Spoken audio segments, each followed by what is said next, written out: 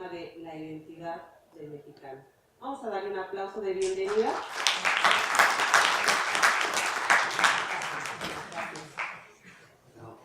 Hola, ¿qué tal? Buenos días.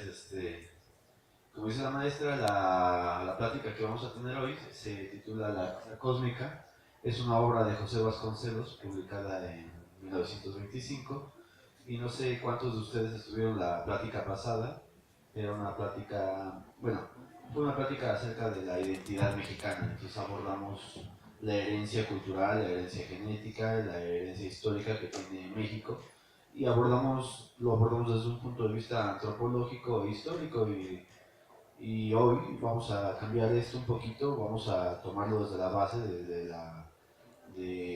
desde el punto de vista de José Vasconcelos, pero con una visión un poquito más actualizada, tomando en cuenta que esta es una obra que fue publicada en 1925, hace casi 100 años. Como ya dijo la maestra, mi nombre es Pablo Tapia Jaimes, soy estudiante de los últimos semestres de la carrera de arquitectura en la UNAM, particularmente en la FES Aragón. Bueno, ya vamos a entrar en tema. Él es José Vasconcelos.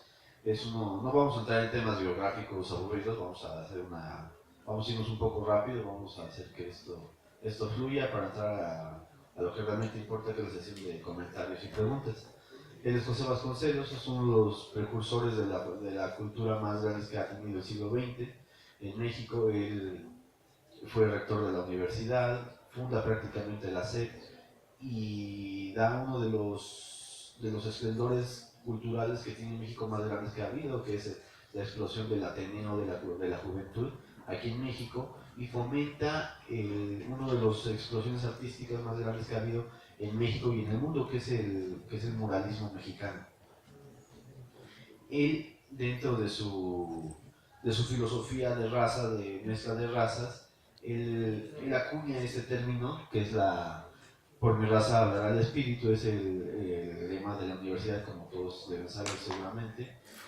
Y en este escudo y en este lema, pues amalgama su filosofía por mi raza, vemos que hay una América Latina sin divisiones políticas, y por el espíritu, que es la verdad, por mi raza, por nosotros, por todo el pueblo latinoamericano, y llegaremos a la verdad. Es algo de lo que José Vasconcelos quiere decir con este lema.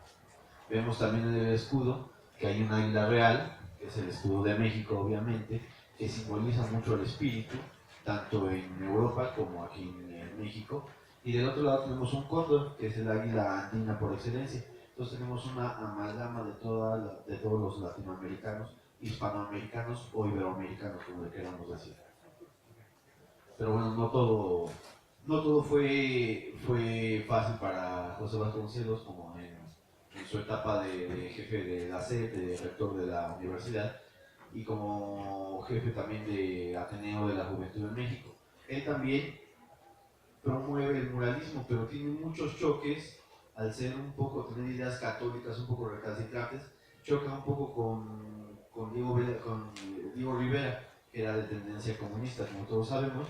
Y aquí hay un mural en la SED donde lo vemos a él de espaldas en una tertulia, le dice la tertulia de los tontos, donde él está sentado sobre un elefante blanco, desgraciadamente no se ve en la foto, y él está con un uniforme militar, un corte militar, dando la espalda, sentado, agazapado, siguiendo órdenes de otras personas que pues realmente solo les importa la apariencia y la pinta de ese momento. Pero bueno, ya, vamos a entrar en materia de lo que nos importa, que es la raza cósmica. Vemos este mural de Roberto Montenegro, donde vemos 4 personas. Según José Vasconcelos, la raza lemuriana o la raza negra, la raza mongola o la raza amarilla, la raza sajona o la raza blanca, y la raza india o la raza roja. Todos ellos vemos que están extendiendo sus brazos hacia un ser en medio. Vemos que sale luz de la sangradura, que están dando su sangre, están dando su vida para poder propiciar el surgimiento de esta nueva persona, de esta nueva raza, que es la raza cósmica. ¿Qué entendemos por raza? Hay que empezar a definir qué son las palabras, ¿no? Raza, pues en biología lo decimos como que son subcategorías, donde en biología, subcategorías en una especie biológica, donde se van subdividiendo estas características heredadas por genética. Este término se acuña en el siglo XVI y tiene su auge en el siglo XIX. Vemos que en el siglo XIX los sajones van conquistando Australia, van conquistando el oeste de Estados Unidos y África, Asia. Y en muchos de estos aspectos ven, por ejemplo, los aborígenes australianos, los ven como subrazas, como subespecies, como no humanos. Entonces los esclavizan y los tratan como animales. Vemos en la filosofía de José Vasconcelos, él siempre se basa un poco en una filosofía tolteca llamada el Quincunce Toltecayotl, que hablaremos un poquito más adelante de ella. Estas son unas esculturas, unos altorrelieves en la SEP, donde él, tanto como las razas, que es en lo físico, también junta 4 filosofías principales en el mundo, que sería la de Bartolomé de las Casas, que traen los españoles consigo al conquistar América, la de Quetzalcóatl, la filosofía existente en América, la de Platón, que es la filosofía por excelencia que soporta toda la filosofía occidental, y la filosofía de Buda, la filosofía budista, la filosofía de India, que es una de las filosofías más antiguas que hay. Entonces él junta todas estas filosofías y al igual que la raza cósmica va a ser creada por cuatro razas previas, la raza cósmica también va a tener una filosofía producto de estas 4 filosofías previas. Ahora vemos que José Vasconcelos dice que hay 4 razas y en estas 4 razas cada una tiene su periodo de esplendor. La primera es la raza lemuriana o la raza negra, que se caracteriza por su fuerza. A esta raza le debemos casi la subsistencia de la especie humana. Ellos, aunque tengan mucho tiempo de haber existido, y nosotros, aunque tengamos muchos países, muchas religiones, muchas filosofías, muchas divisiones políticas, aunque seamos noruegos, seamos canadienses, seamos chinos, seamos africanos, todos compartimos un pedacito de ADN de esta primera raza negra o de la raza lemuriana, caracterizada por su fuerza. Después sigue la raza mongola o la raza amarilla. Esta raza amarilla se caracteriza por su determinación. Vemos que ellos se aglutinaron en un tiempo récord y formaron China. Formaron todos los imperios amarillos, los imperios mongoles, los imperios coreanos, los imperios tailandeses, en un tiempo récord. Ninguna civilización se ha aglutinado tan rápido como ellos. A la raza china la caracteriza su determinación.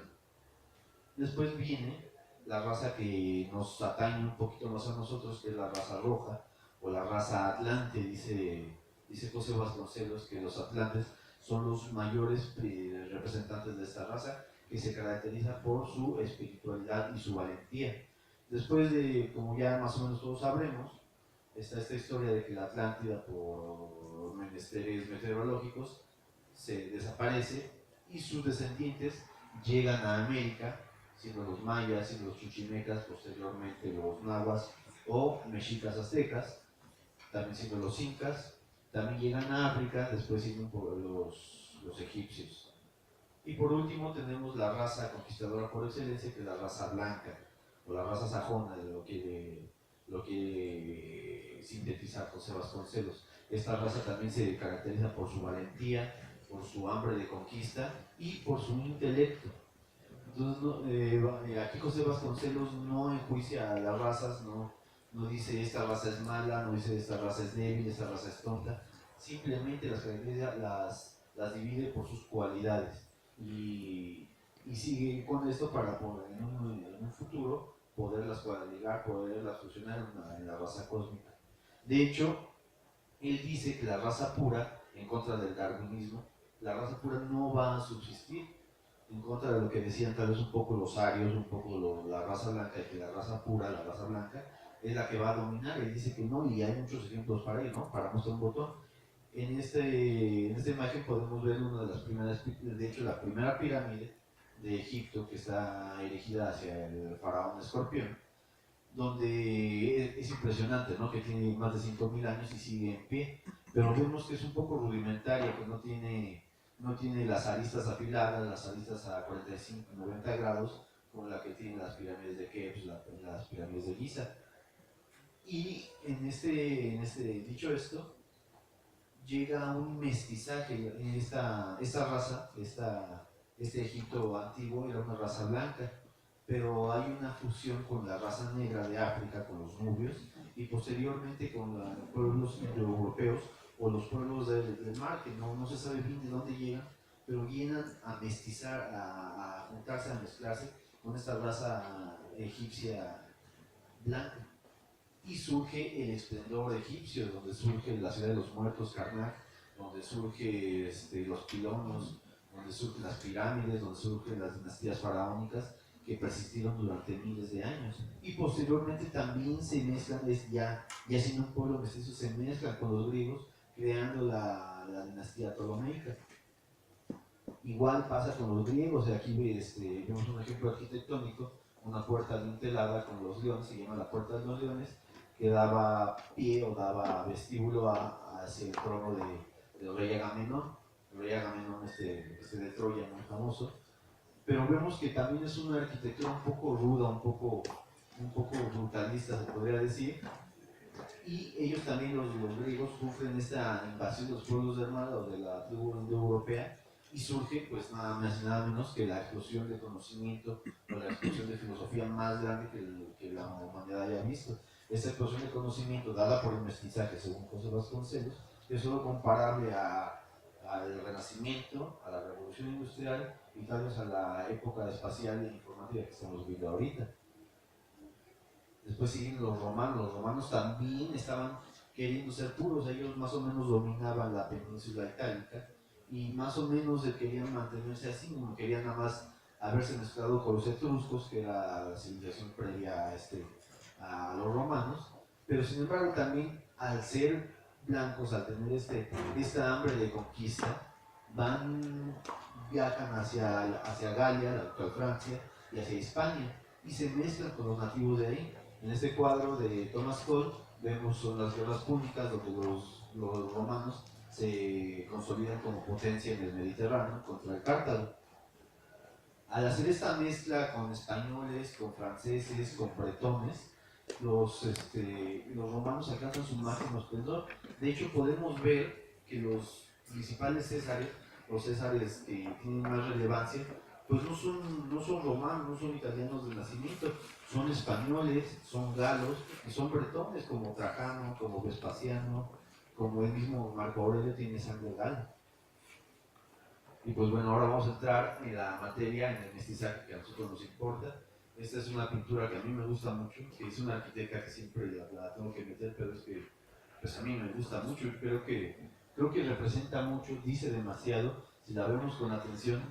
Pues es una pintura prácticamente perfecta en cuanto a simetría y en cuanto a proporción. Y filosóficamente e históricamente pues nos dice mucho, ¿no? Vemos de este lado un rodelero español, probablemente ataviado con una armadura forjada en Toledo, con una espada toledana igual, siendo atacado por un Cuautli, que es el guerrero mexica de élite, que está defendiendo su tierra, ¿no? Entonces, este es el comienzo del mestizaje en América. El mural se llama Choque de Culturas y está hecho por Jorge González Camarena. Aquí lo que José Vasconcelos nos dice es que no nos dice como conquistados, él no nos ve a nosotros, el pueblo mestizo, como un pueblo conquistado, sino como el fruto de esta conquista. Entonces, dicho esto, pues nosotros nos podemos ver como españoles, y los españoles se pueden ver como mexicas porque también el mestizaje llega para allá. Entonces, este es nuestro imperio, el imperio que alguna vez tuvimos, el imperio donde no se mete el sol, todo esto fue nuestro. Prácticamente el mundo estuvo bajo nuestro dominio. Vemos que estuvo toda América, la mayoría de América estuvo bajo dominio. Gran parte de Europa y parte de Asia estuvo bajo dominio español. ¿Bajo qué? Bajo los tercios españoles. Si hay algo que denomina la raza blanca, y la raza blanca se subdivide en sajones y latinos y muchas otras subdivisiones, pero los españoles, los latinos, también se caracterizan por su valor. Tenemos un cuadro de los tercios españoles, que son los herederos directos de las falanges espartanas, de las falanges macedonias. Estos ejércitos profesionales son los que dominaron Europa y América y África y Asia. En contraste, tenemos la otra conquista, una conquista muchísimo más tímida, muchísimo más callada, muchísimo más lenta, que es la conquista de los sajones. Los sajones llegan tímidamente a América porque pues todo estaba dominado por españoles y portugueses. Entonces ellos llegan con mucho cuidado al norte de América, a Norteamérica, pues tratando de hacer colonias tímidamente, no participando mucho, no haciéndose ver, pero ¿cuál es la diferencia? Que ellos no dejan de avanzar, poco a poquito siguen avanzando, los españoles dentro de sus problemas políticos, problemas de coronas, disputas territoriales entre ellos, no los ven, no les toman mucha importancia, pero siguen avanzando tímidamente, pero siguen avanzando. Entonces, este sería para ellos su choque de culturas. Ellos no tienen una conquista tan épica como tienen los españoles y los mexicas, una fusión de culturas, un rodelero español contra un cuauhtémoc mexica. Ellos, lo suyo, su equivalente sería el Día de Gracias, donde pues, llega una tribu de nativos norteamericanos, básicamente a ayudarles a no morir de hambre. Entonces es el inicio de la cultura anglosajona en Norteamérica, mucho más tímida, pero que nunca se detiene. Y luego aparece este personajazo que que José Vasconcelos lo pone como uno de los principales traidores a la latinidad que ha existido. Napoleón, al hacer la guerra en Europa, saca todas sus fuerzas de Luisiana y de Virginia, que eran las colonias francesas en Estados Unidos. Entonces le deja el campo abierto a los americanos, perdón, a los americanos, no, a los estadounidenses, para ir conquistando estas tierras. Al mismo tiempo le hace la guerra a España y pone a Pepe Botella, su hermano, para que esté gobernando España. Esto da la guerra de independencia aquí en México. Entonces la latinidad, la hispanidad, la Iberoamérica se divide por culpa de este personaje. Entonces lo que los latinos, los hispanos, nos estamos dividiendo. ¿Qué pasa con los sajones? Se van aglutinando, bien, van con un objetivo en común. Y al final ellos también tienen su guerra de independencia, que no es ni la mitad de sangrienta que la guerra de independencia que tenemos aquí. Y al final pues surge de esta triada Estados Unidos, Inglaterra y Australia, que como podemos ver aquí pues tienen mucho en común hasta en sus banderas, es prácticamente la misma bandera de las tres. Y José Vasconcelos dice que uno de sus principales fuerzas o de sus principales ventajas sobre nosotros es que ellos tienen el objetivo en común y que un estadounidense se siente tan inglés en Inglaterra como un inglés se siente estadounidense en su tierra. Igual pasa con los australianos. Y si nos ponemos a ver la ubicación geográfica de esos tres países, pues están controlando el mundo, tienen los tres hemisferios entre ellos tres. Después surgen estos dos países que también los ayudan a poder seguir con sus intereses, que son Canadá y que son Israel, que defiende todos los intereses americanos en Medio Oriente, o tal vez al revés, ¿no? Tal vez Estados Unidos es quien defiende los intereses israelitas. Y en cambio, en contraposición de estos cinco, que en realidad son uno, pues tenemos este collage de banderas que José Vasconcelos critica mucho, que dice, cada quien está defendiendo su trapito, su pedacito de tierra, cuando todos estos, desde la punta norte de Tijuana hasta Cabo de Hornos, deberíamos ser un solo país. Por eso Estados Unidos es tan poderoso, porque está unido. Y acá también, y en la península ibérica pasa lo mismo. Son dos países en la península ibérica, cuando desde aquí hasta acá deberíamos ser uno. Y en eso radicaría nuestra fuerza. Por eso muchas veces, a principios del siglo XX, pues se da esta decepción del mestizaje. Esto que dice que tal vez somos un error, donde tal vez se regresa a este indigenismo recalcitrante, donde ojalá México Tenochtitlan nunca hubiera caído, ¿no? Entonces en este mural del maestro Orozco, vemos a Hernán Cortés completamente un ser blanco, de la raza blanca, y doña Marina o Malín, sí, raza roja, y a un Martín Cortés, a un mestizaje representando al pueblo mexicano, caído, muerto. Esa es la falla del mestizaje.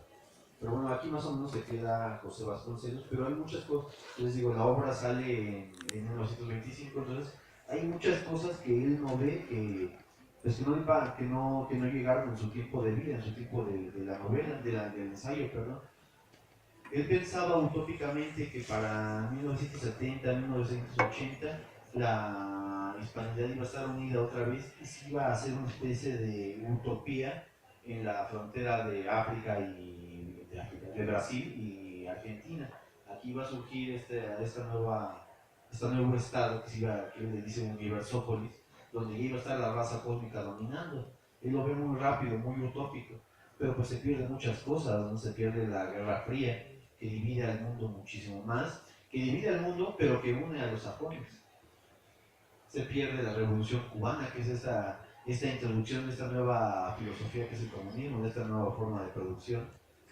Se pierden los grandes asaltos, las grandes violaciones a los derechos humanos por parte de los sajones, como la guerra de Vietnam.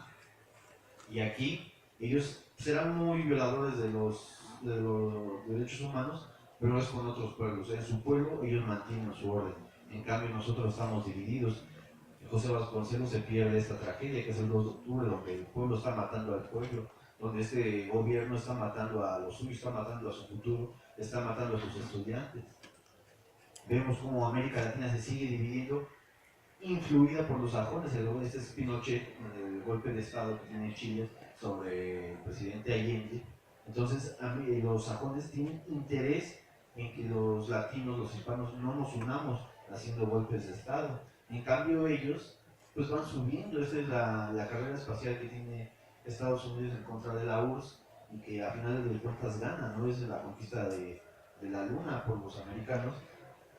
Y esto ya no lo vio Vasconcelos, y tal vez se lo hubiera previsto o visto todos estos acontecimientos, pues tal vez hubiera postergado más la creación de Universópolis. Vemos otros eventos, también la caída del muro de Berlín o la desaparición de la cortina de hierro de la URSS.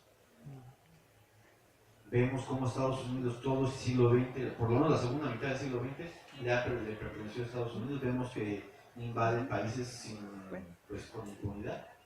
Pero bueno, dejando todo esto aquí, vemos que tal vez hay esperanza, ¿no? Que tal vez los latinos, los hispanos, podemos seguirnos uniendo. Y el sueño de Vasconcelos, que es Universópolis, la raza cósmica, que tal vez no se dé en Brasil, como él pensaba en la frontera brasileña y argentina, tal vez se dé en varios lados, haya varios tipos de Universópolis, que es una utopía donde pues si va a haber una nueva raza, va a haber una nueva filosofía, tal vez haya un nuevo modo de producción, ya no comunista, ya no capitalista, sino un modo de producción adaptado hacia esta nueva raza, mucho más adelantada, mucho más espiritual, mucho más inteligente que las razas que se están peleando entre ellas. Vemos que José Vasconcelos toma estos 4 puntos y vemos el número 4 para Vasconcelos es muy importante. Les dije que íbamos a hablar de esto. Este es el Quincunce Toltecayotl, del cual hablábamos, del cual José Vasconcelos se basa mucho. Lo hablamos en la plática pasada. Entonces, él marca este espíritu dividido en 4 partes, ¿no? Somos el Quetzal, la cabeza del espíritu, el Coatl, la tierra, lo terrenal, el Nahual, que es la luna o lo femenino, lo intuitivo, y el Tonal, que es el sol, lo masculino o lo concreto, que juntos hacen el soplo de vida del Quetzalcóatl.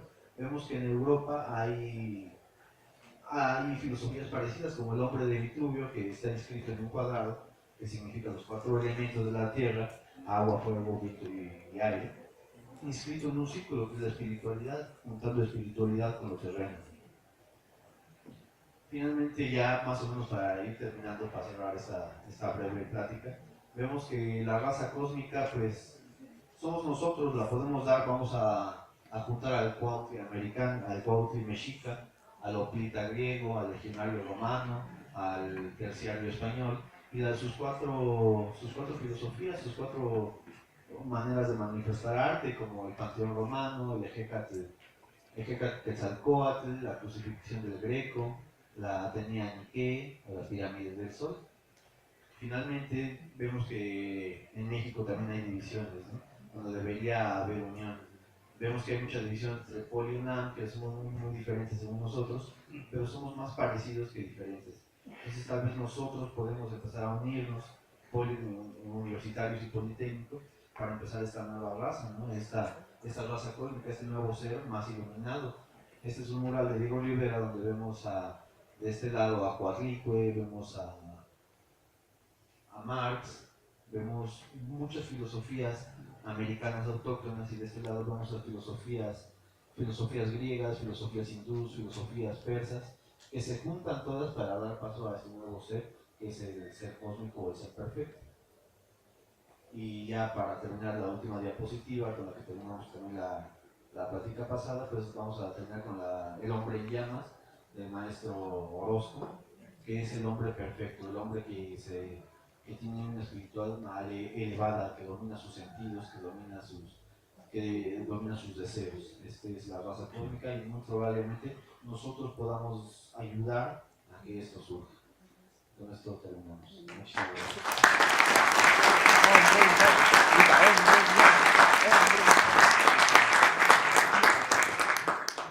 Bueno, jóvenes, nos gustaría ahora saber su opinión, algún comentario, alguna pregunta, algo que enriquezca y cierre de alguna manera más contundentemente esta tan interesante plática. ¿Alguien quisiera comentar algo, preguntar algo?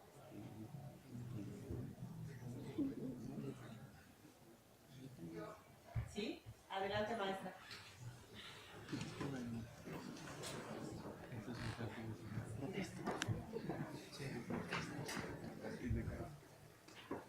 Bueno, uno agradecer que viene un universitario a platicarnos sobre cuestiones de arte e invitarnos a la unión entre politécnicos y universitarios. Hay una nueva corriente de investigación que habla sobre el mestizaje y que dice que nosotros tratamos, digamos, cuando hablamos del mestizaje, damos por hecho que es de la raza, bueno, de los españoles y de los mexicanos, pero que es siempre pensando en una tendencia a blanquearnos y no a oscurecernos, digamos, como indígenas. Y esto me resultó muy interesante porque es justo, digamos, que estos nuevos mestizajes que hay siempre, han habido mestizajes previos. Antes de la llegada de la conquista, de la llegada de los españoles, había mestizajes entre nuestras propias culturas y no le llamábamos mestizaje. Ahora, pues está poniendo el acento de decir por qué en nuestra idea de mestizaje siempre es como hacia lo español, hacia blanquearnos y no hacia, digamos, que se oscurezcan ahí en España. Y bueno, en realidad, más allá de saber nosotros un idioma, por ejemplo, que yo sé inglés, o sé francés, o sé italiano, no sé todos los idiomas, pero me refiero, más allá de conocer y saber los idiomas, hay una cultura que es la que muchas veces no entendemos. O sea, yo puedo estudiar inglés, pero voy a Inglaterra y mi inglés es aprendido en México, y entonces mi cultura no logro comunicarme a pesar de saber el idioma. Y esto lo digo porque ustedes, aunque vayan estudiando inglés, lo van a estudiar desde México y tienen que estudiar algo más que es la cultura. Saber qué significa para ellos una cosa u otra y qué significan los rituales. Y en nuestro caso, cómo hacer investigación y cómo hacer, digamos que es un tipo de mestizaje científico, tecnológico, cuando tienes que conversar con el otro. Más allá del idioma, más allá de la raza, son los intereses que se tienen en común, pero el idioma también es una barrera. No es hasta que convives y vives con las personas cuando realmente puedes tener esta comunicación. Bueno, pues no sé, sí, un poco para decir que esto es lo último que se está investigando sobre por qué al pensar en mestizaje pensamos más en que nos españolizamos más que ellos. La verdad que ni nos toman en cuenta que si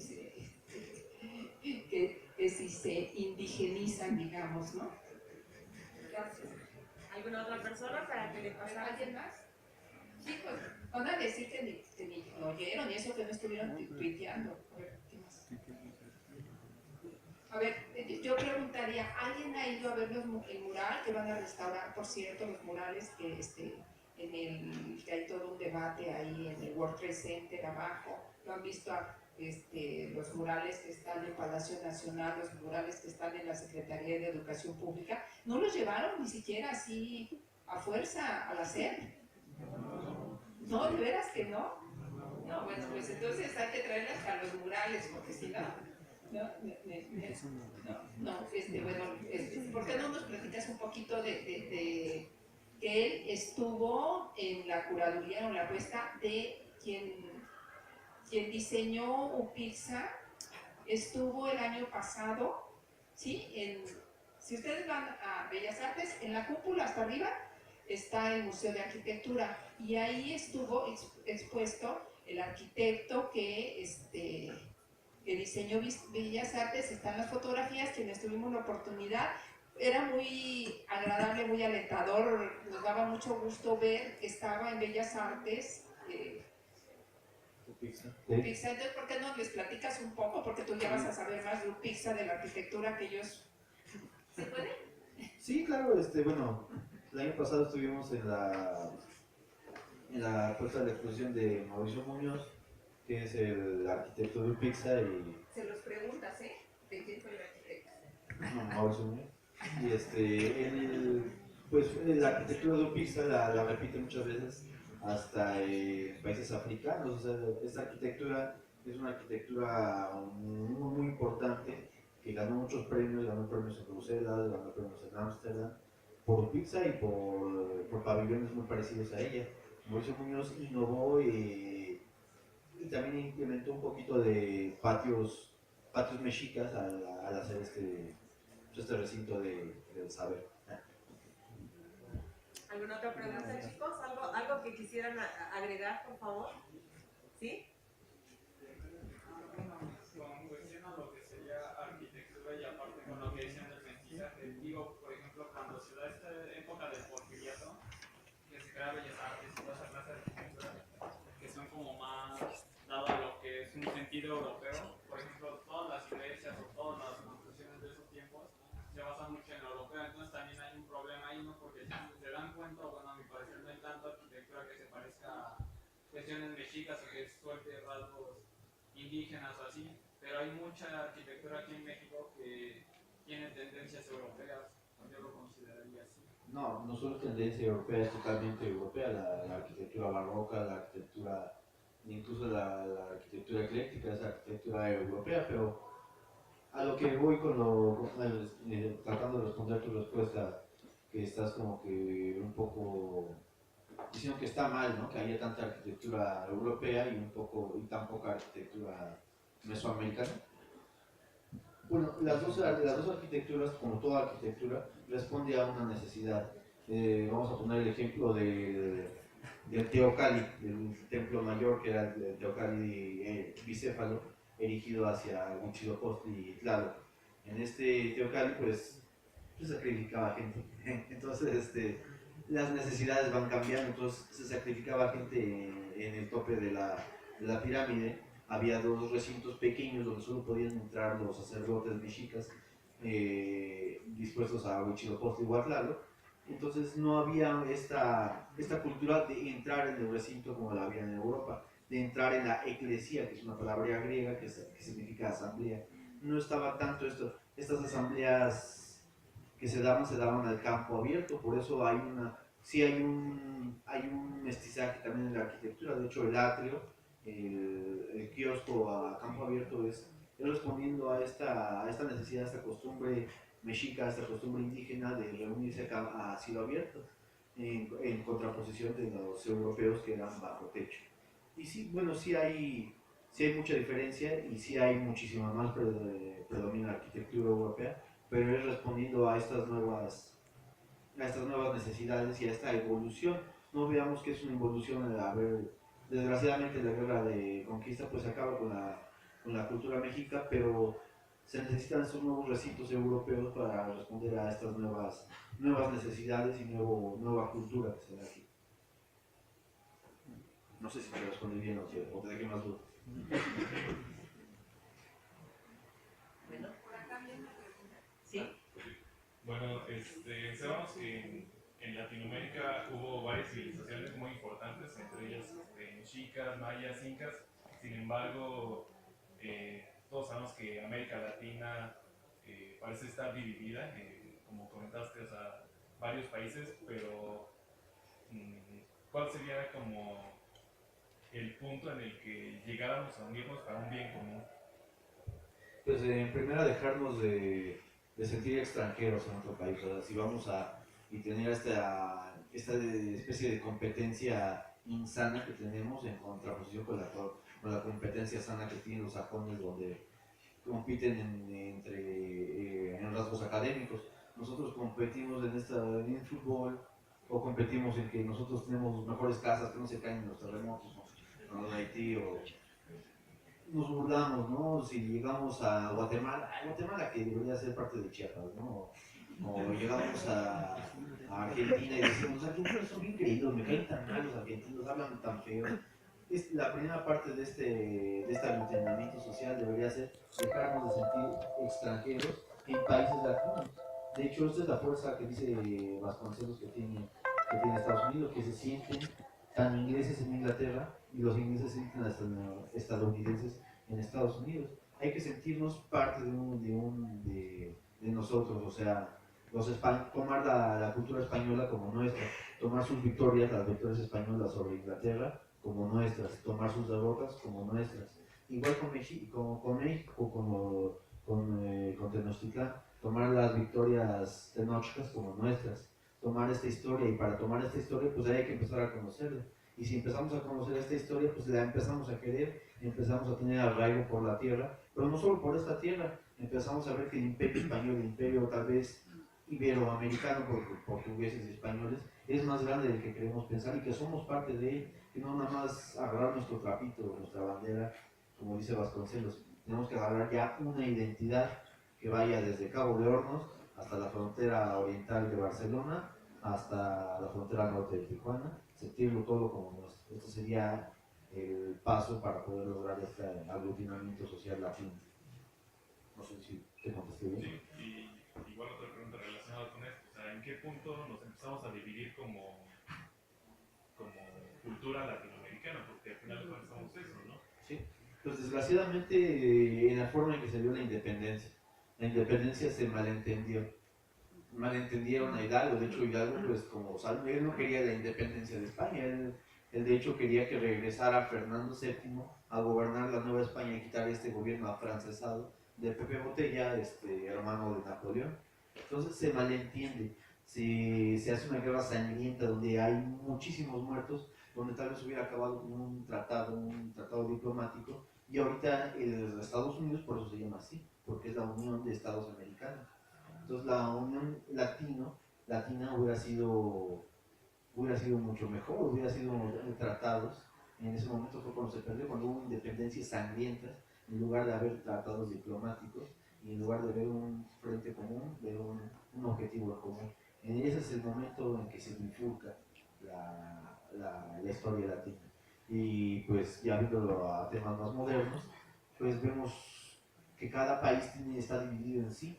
No, ya no digamos que está dividida Latinoamérica, sino que cada país está dividido. Vemos México, o sea, vemos que el norte para nosotros es prácticamente otro país. Vemos su cultura política, ¿no? Donde hay docenas de partidos políticos esperando un voto para poder seguir siendo financiados y para poder seguir pagando cheques, pues, para gente que realmente no ayuda y no hace absolutamente nada para el país. Vemos que tenemos uno de los presidentes más ineptos que ha tenido México, y seguimos apoyando este régimen, cuando deberíamos aglutinarnos como pueblo, como latinos, para acabar con estas ideologías separatistas. Ese sería el punto de separación, yo creo. Gracias. Muy bien, ¿alguna otra pregunta? Con las preguntas ahondamos más sobre el tema, el conocimiento se hace más claro, pero si no las hay... Oye, yo nada más un comentario. Tenemos una chica que está haciendo su servicio desde Colombia, o sea, Sí. y es muy interesante lo que ella observa como colombiana en México. Dice que lo primero que le dicen, ay, las drogas. Dice, ¿por qué no me dicen de que ya leía a García Márquez? ¿Por qué no me dicen sobre lo que tenemos en Colombia? si de arquitectura o de literatura, de algo, sino que se van por lo que ven en las noticias, en la televisión, ¿no? Básicamente. Entonces es muy interesante, que sería bueno una invitación para ver cómo nos ve, y una de las cosas que dijo es, y si es que aquí los muchachos dejan la basura tirada en un lugar tan bonito como es su pizza. Dice, yo no me atrevería a dejar, si me interesa un pizza, no me atrevo a dejar, ni yo ni otro colombiano, lo dejaría. Dice, luego dicen que aman la naturaleza y pasan por arriba, ensucian y dejan basura. Dice, ¿por qué? Y cuando le he preguntado a sus compañeros, pues no hay respuesta, ¿me explico? O sea, como necesidad de decir que si queremos supirse somos muy politécnicos, respetar cuando se levantan de su salón de clases, ver cómo quedó. No lo diré yo no lo recojo, no, o le digo al otro compañero o yo lo recojo. ¿Sí me explico? Como que desde la mirada de otro latinoamericano, que es cómo nos están viendo, y como es contemporáneo de ustedes, sería muy interesante cómo la mirada de este latinoamericano, de esta chica, de lo que se asombra, del esfuerzo que hay por llegar a nivel superior. Y yo no sabía, pero dice de que para llegar a nivel superior allá a estudiar es carísimo. Solamente la gente millonaria puede llegar, porque por cada crédito te cobran miles y miles de pesos por un crédito. O sea que una materia necesitas mucho dinero. Entonces ella dice, ¿cómo no lo aprecio?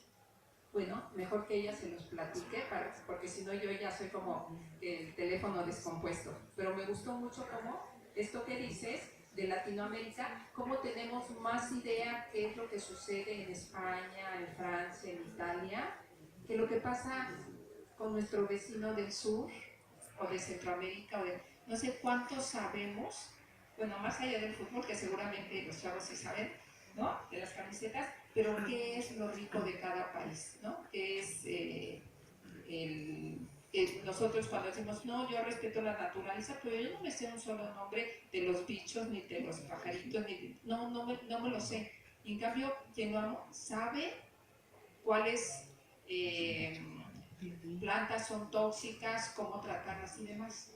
Entonces, bueno, es una invitación a conocer más hacia nuestro propio continente. Gracias y felicidades. Muchas gracias.